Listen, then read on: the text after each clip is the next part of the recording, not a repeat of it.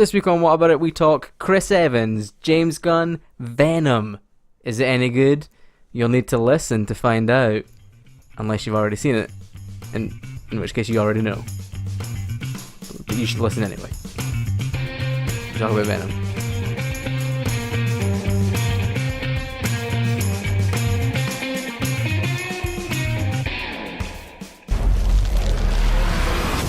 What the hell are you? What about it?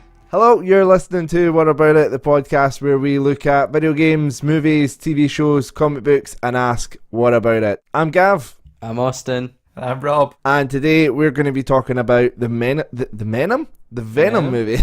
The Venom salmon. Venom probably would have been better.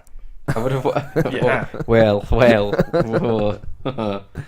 Should we talk about news? What's been happening? Yeah, let's fire into some news first, though. So, guys- have any of you guys brought any news that you would like to share? Yeah, have you seen Chris Evans saying goodbye to Captain America? Oh, you just met her. He's just met her. He's like, hi, bye. Aye. You seen him? He said he's done. It's been an emotional 8 years, and yeah. The tweet officially wrapped on Avengers 4. It was an emotional day, to say the least.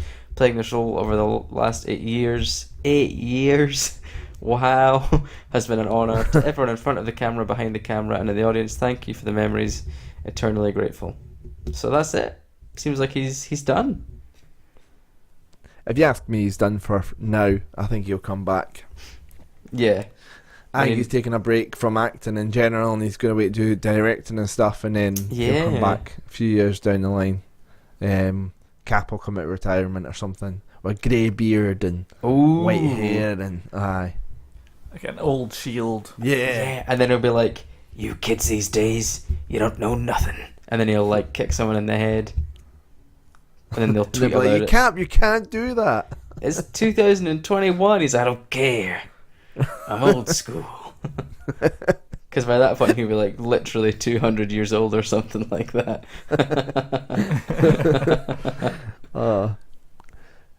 Yeah, I'd watch that. I'd like to see him do kind of the more mentor-y stuff. But yeah, I guess they're going to move that on to someone else. So, what do you think this means for Captain America? Do you think they'll just shelf that property now, or do you think they'll do Bucky taking up the shield, or do they think Falcon will take up the shield, or maybe both will fight for the shield? I wonder if Captain America will become more of an idea. You know, kind of like how G.I. Joe is a team. You know, I wonder if Captain America will become a team of people that kind of represent Captain. I don't know. In a way, I don't really care. You know, like I need to get past this other horrible, emotionally manipulative Avengers movie, and then I'll see what comes next. Yeah. So it makes me more excited for the new Avengers movie, which I'm very excited for. I can't come around fast enough. Yeah. Rob, have you got any news that you wanted to talk about today?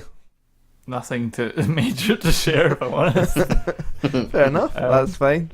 Are you still traumatized, or maybe you really enjoyed Venom last night? You shouldn't give too much away. Yeah, we'll talk about it in our in-depth review. Does anybody else got any other topics of business, or shall we crack on with the Venom review? I'm trying to think if there's anything that's come out this week. Oh, James Gunn. Got to talk about James Gunn. Yeah. Suicide Squad, writing and directing it potentially. Do you think that's a good? I mean, it's a good catch for DC, but do you think it's a good move for him with the kind of the obvious interference from studios that DC have had, that have changed so many? How many DC movies have you heard of? They're reshooting it and they're basically rewriting the movie again and stuff. Do you think this is a good move for James Gunn? That's a good point. I don't know. I really don't know. He had to do something, I think. And sticking within the comic book realm is a good idea. So, maybe a risky one, but if it pays off, if he can produce a successful Suicide Squad movie, then he can turn around and his stock will only go up. So, because his success, I think the first one was a wee bit successful, but it wasn't that great. In my opinion, I think it made money, but I don't think anyone liked it. And it didn't make as much as they'd hoped. Yeah, I know that the kind of. Let me just have a quick. The studio. I don't want to see another Suicide Squad film. I'm just. By the way, Suicide Squad, according to Wikipedia, so don't take this as gospel. Budget 175 million, box office 746. Yeah, so still did make money. That's a lot of money. That's crazy for a movie that's really not good. Anyway, I'd be interested to. I mean, it's not. I suppose it's kind of. It makes sense because it's an ensemble cast again. James Gunn has shown that he's good at managing that with Guardians of the Galaxy. Yeah. I just can't wait to see who Dave Bautista's going to play. Yeah. Do you know what I meant to say the last time we spoke about DC was I would much rather DC stopped focusing on creating this shared universe and just did like Elseworld, like just do Red Sun for no reason, just make a Superman movie for like that's I'd rather not they done connected. both. Yeah, or like I'm greedy. They got. I'd rather they got the extended universe right, and then but. I wonder if the shared universe idea is maybe better for TV with DC because they already have a really good TV shared universe. Oh, it's brilliant. You know, so why not focus on that and then the movies can just be whatever. You can do like I'd love to see like a Batman movie that takes kind of like heed from the Arkham games where it takes place over one night and he just is a detective for a night. That would be so good. What about it? So shall we crack on with Venom? Yes, but we have to talk about this week's sponsor first. I'm just kidding. We don't have a sponsor. One day. One day. But we'll sell out. Don't worry. We'll get there eventually. Yes. So. Sorry. So we start with the movie starts with a spaceship flying back to Earth and crashing.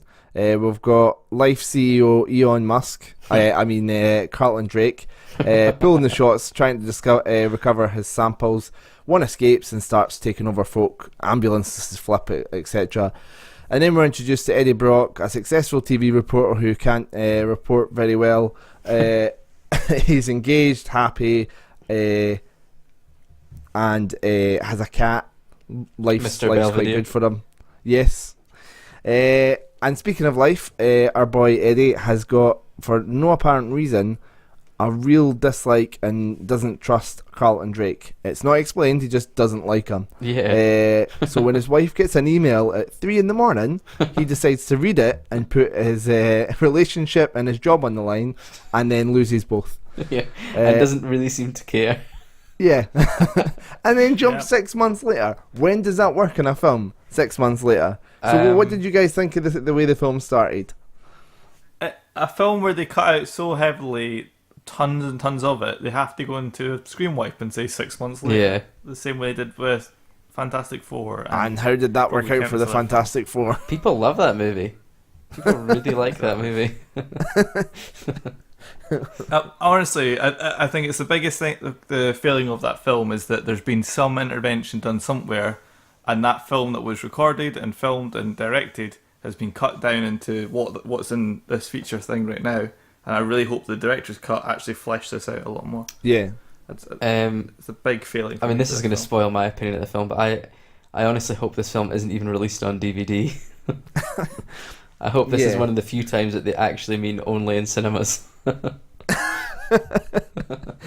was one of the things that I was thinking about today. I was like, I have no intention to see this movie again. I actively would chase opportunities to not watch this again, or be or like have to.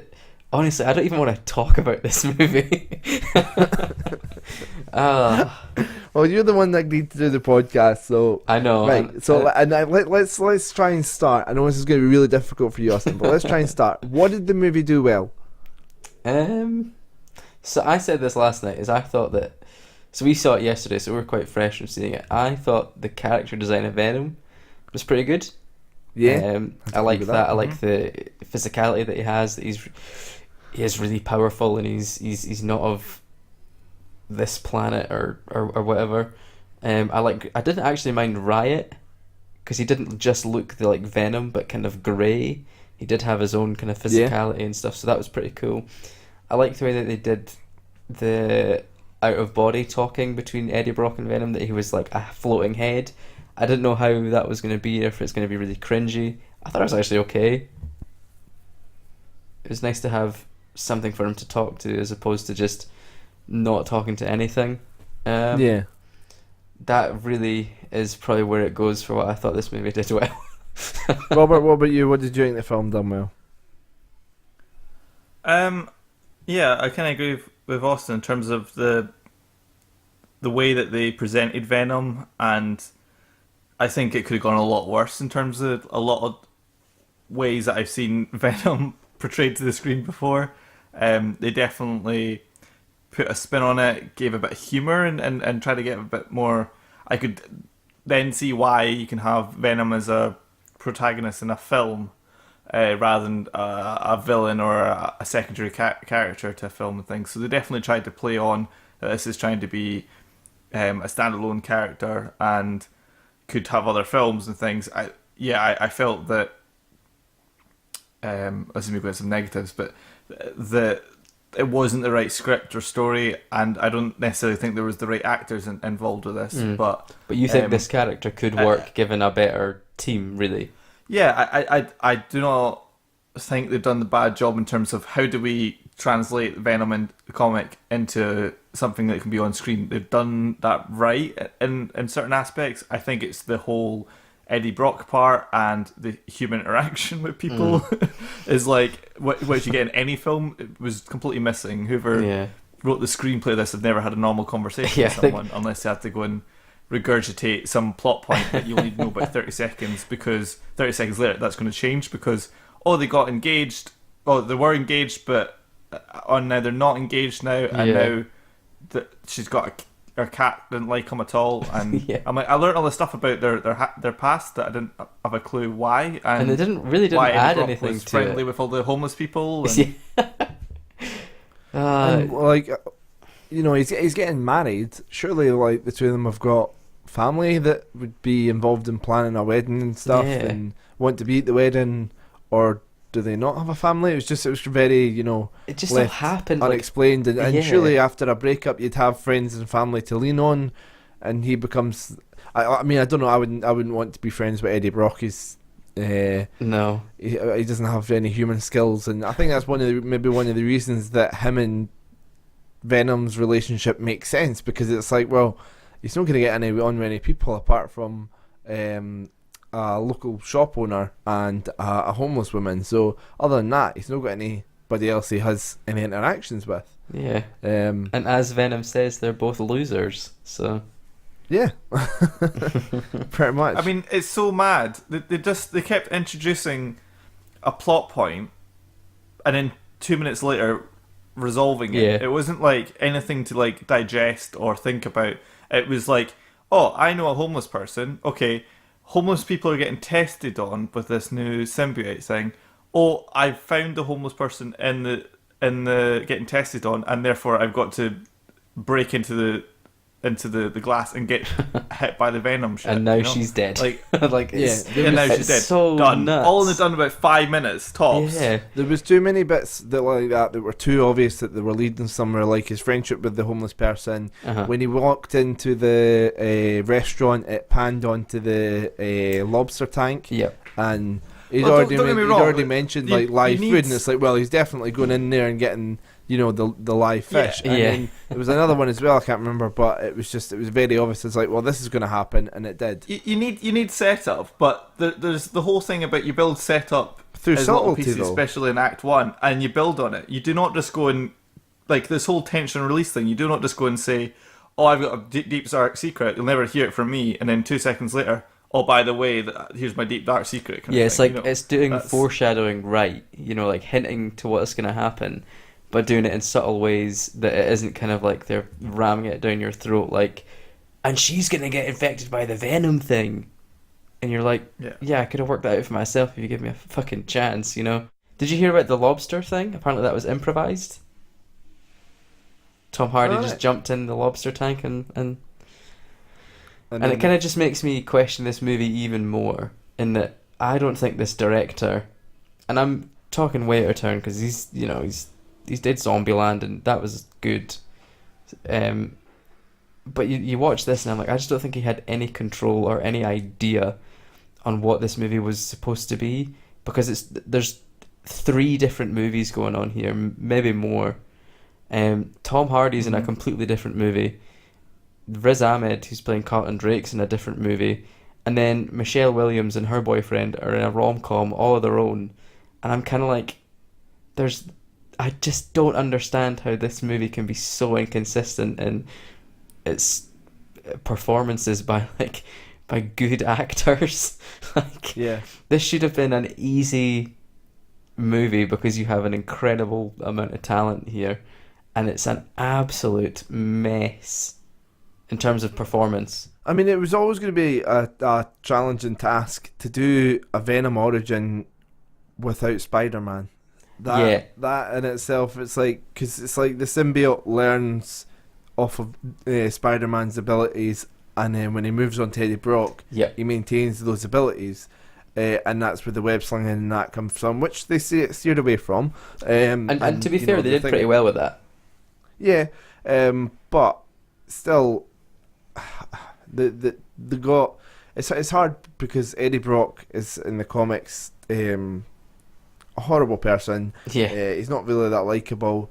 Whereas in this, they try to pass him off as a good guy that, and they got in terms of they're going on and his fiance's computer at 3 a.m. in the morning to check that thing. That's right, because he's very career focused and will use anyone to get himself further but they could have done that better. It didn't have to be his fiance, and he could have shown less. If he maybe got a career promotion out of it and been happy about it, I don't know. It's just, for me, there was so much in this movie that was lazy.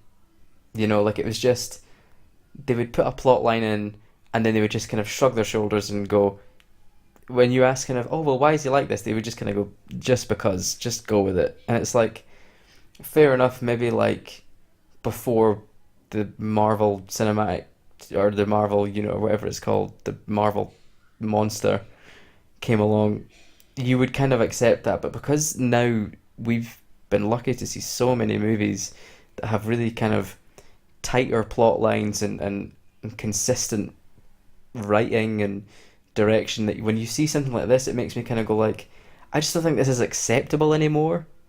I look at it and I kind of think I've just watched old, I feel like I've watched Daredevil or Spider-Man 3 or those kind of movies.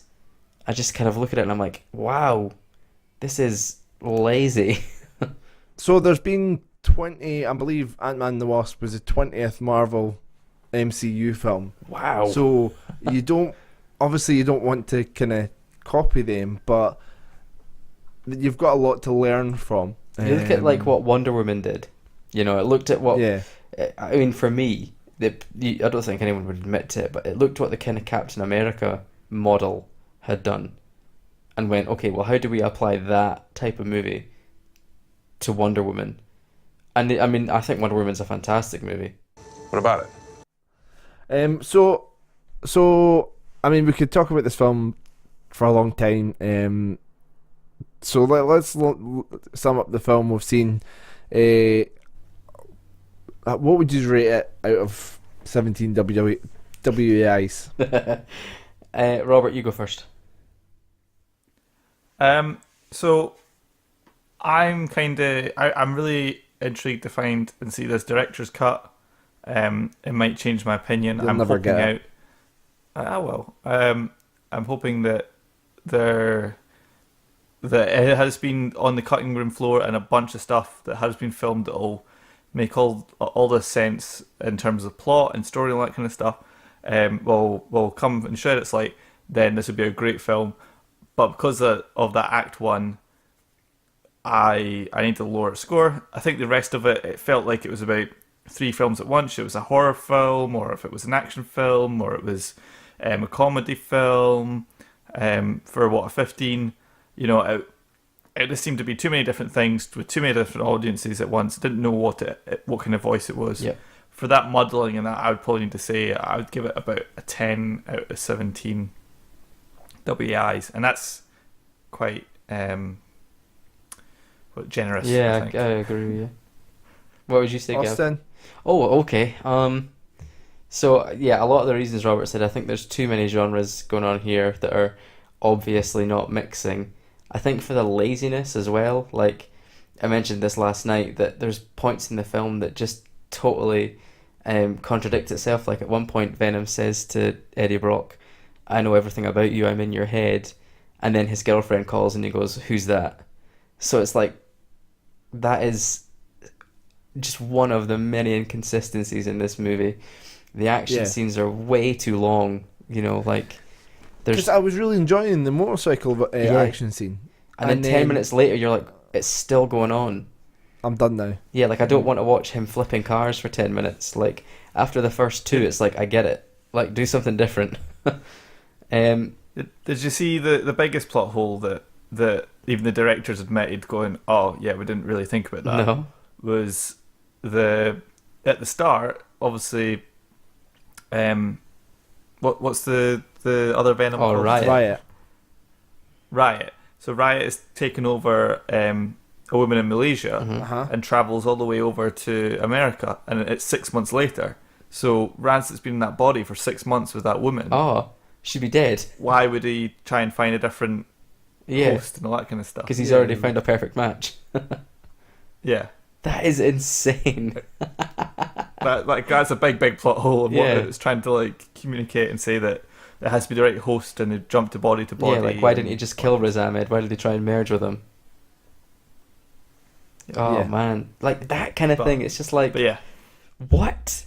Anyway, yeah, like this movie is, for me, is a mess. I think Tom Hardy is horrible in it. I don't want to see him as Eddie Brock ever again. Yeah, you will. I know, and that makes me very sad. I might not. I might choose to just ignore that these movies exist. Weirdly, I would see a second one to see if it's any good. Right. But if I'm rating this one, I'd probably give it like a 6. 6. Okay. Don't make a second one because Woody Harrelson will get another job, and I don't want him to get any more jobs. Oh my god! What's happening? Yeah, Robert. The second one's going to be carnage.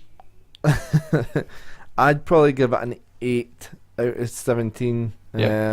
Yeah. I love that we've stuck with the number 17, by the way. This, of course. I think I gave it 10 last night when it first came out.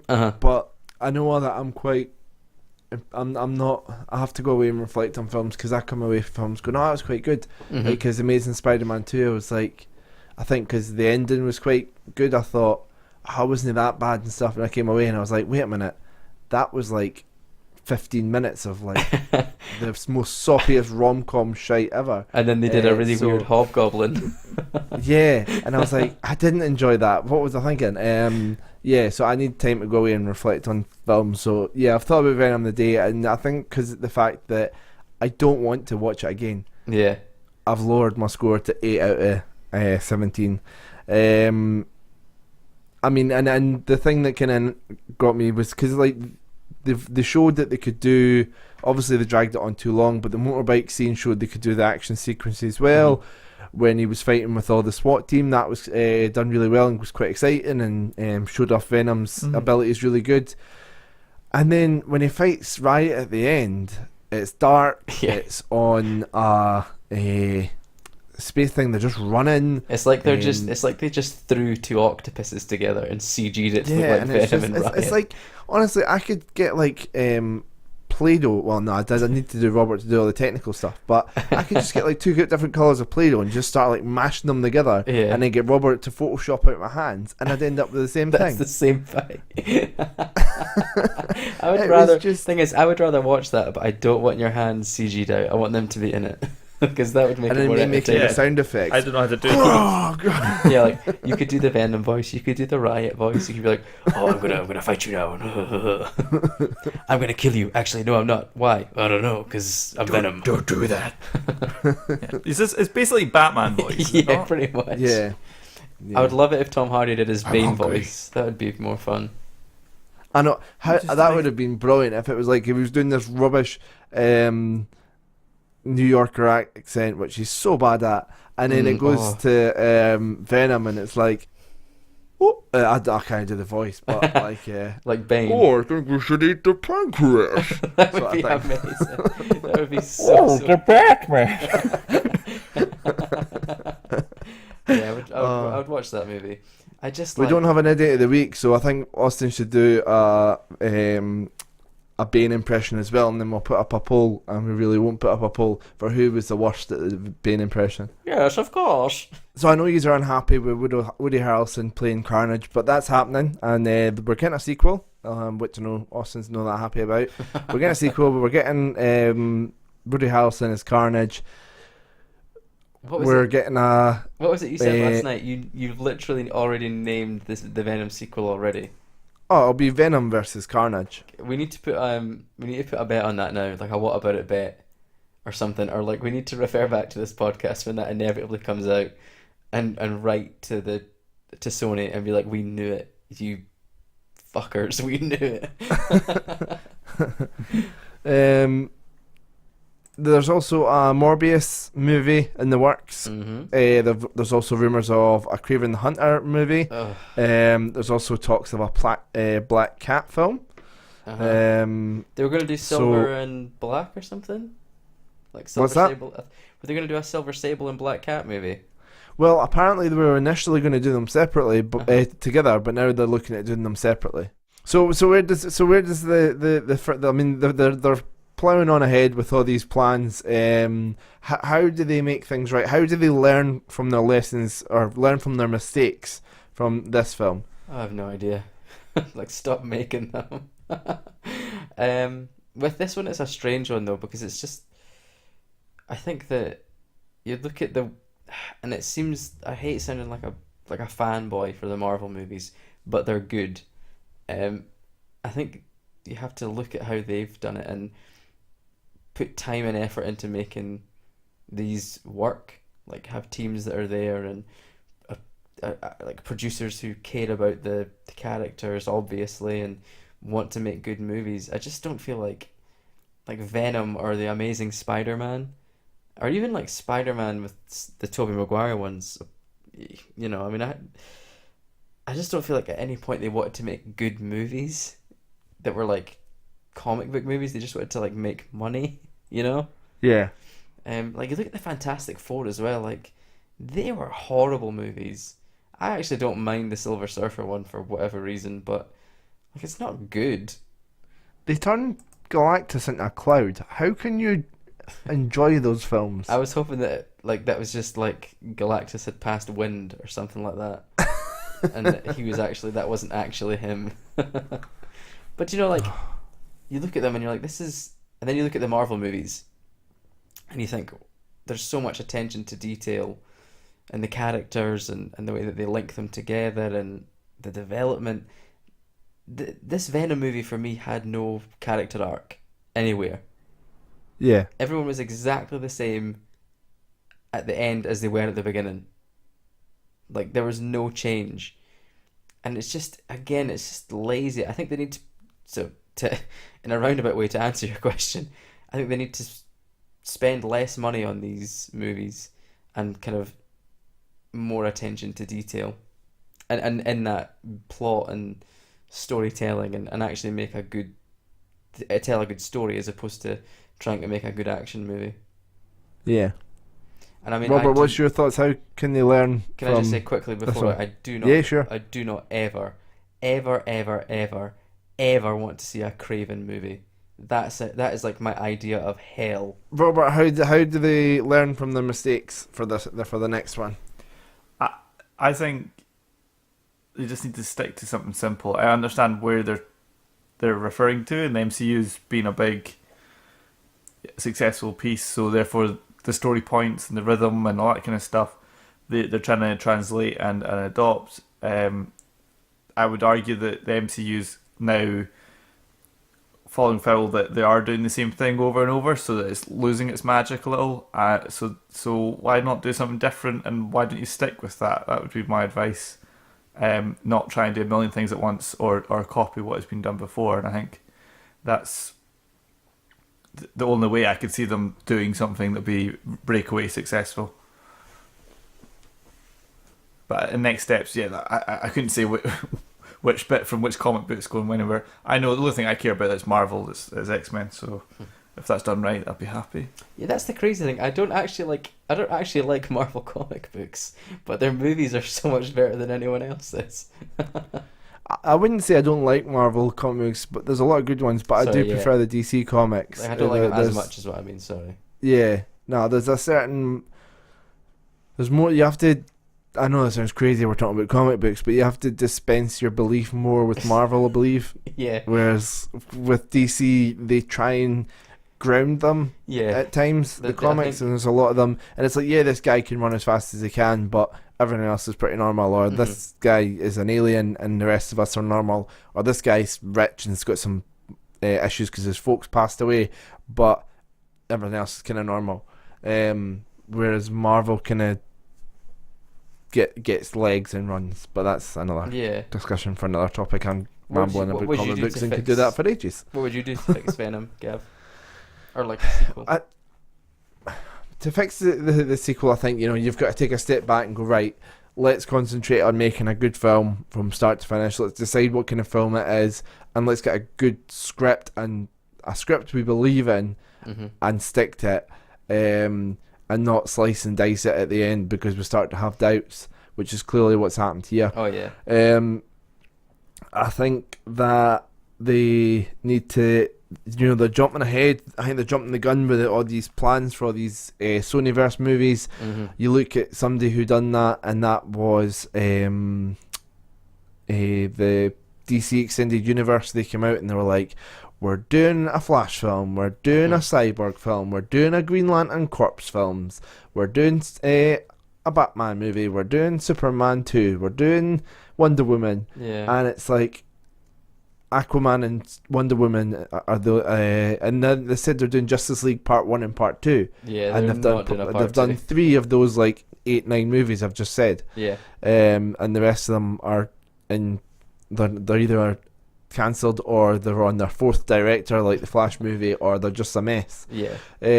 So I think they're jumping the gun a bit. I think they need to slow down and just plan out, say like a Venom sequel and a different one, and say, right, we're going to do these 3, and then kind of plan it from there and take it step by step. They seem to be running before they can even crawl, so that would be my thing, just to slow down. I think there's a thing of like, this comic book phase could burst at any moment, so we need to get in now and get it done as soon as possible. And it just seems rushed, so I don't know. I completely agree with you. Yeah. So we'll wrap it up there, guys. What have you guys got planned for the next week then? I'm going to watch Maniac, the new Netflix show. You not watched it yet? I'm halfway through that. I'm finished it, so I would be more than happy to come on here and talk about it next week. Did you? Well, yeah, I'd love to do that because it's Cary Fukunaga who's the new James Bond director. So, ooh, interesting. And he did season 1 of True Detective, which is an amazing TV show. Yeah. So I'm really excited. I need to finish that as well. Season 1. I need to finish so many things. What year is it? I need to finish 5-6 years ago. Yeah, I'm watching Maniac, and I've just downloaded the Comixology on my phone. I'm going to start reading comic books properly, and I'm going to start with Invincible. Sounds good. Which I've heard is really good. It's Robert Kirkman. I think before or just after The Walking Dead. So, yeah, that's what I'm doing. What about you guys? I'll keep playing Overwatch because it's Halloween right now, and there's a lot. Gotta get those skins. Cool Halloween stuff. Yeah, honestly, like I've been playing one character called Moira, who is that the Irish one? Ability is like she's like a vampire. She like drains people's life force and heals people, and there's like amazing like fucking skin for Halloween. It's only available during Halloween. I've already paid for loot boxes to try and get it, and I couldn't get it. Right, that's the only time I'm doing it. But I will die if by Halloween I don't have this. I might just like lose all my money because I'm going to buy 70 loot boxes. Yeah. Amazing. So, well, I'm glad you're enjoying. So in the meantime, it. I'm just. Oh, it's great fun. What about you, Gav? What about you, Gav? What are you doing? I'll be doing a lot of studying over the next week, just for uni and stuff. But when in my downtime, Rob very kindly a while back got me Identity Crisis, the DC comic, and I've not got around to reading it yet. So that's currently got to the top of my read list. Nice. So I'm planning to fire through that. So very good. Yeah. Well, thank you for listening, folks, and thanks for making it to the end of the podcast. And we'll be back hopefully next week, maybe the week after. Let's be honest, it's highly unlikely it'll be 2 weeks in a row, but we're going to try and do 2 weeks in a row. But we'll see. We'll get there. We'll get there eventually. Thank you for watching. Right, thanks for listening, folks. Cheers. Bye. I think I said thank you for watching. Can we do that? Can I go? Thank you for watching me in my underwear. Can we do that again? And I'll say thanks for listening. I just really don't want to say thanks for watching because that's really fucking stupid. Thanks for listening. Okay. That's fine. That'll do. Yeah, that's how we end it there. Thanks for listening. All right, cool. Thanks. Right, I'm gonna stop this.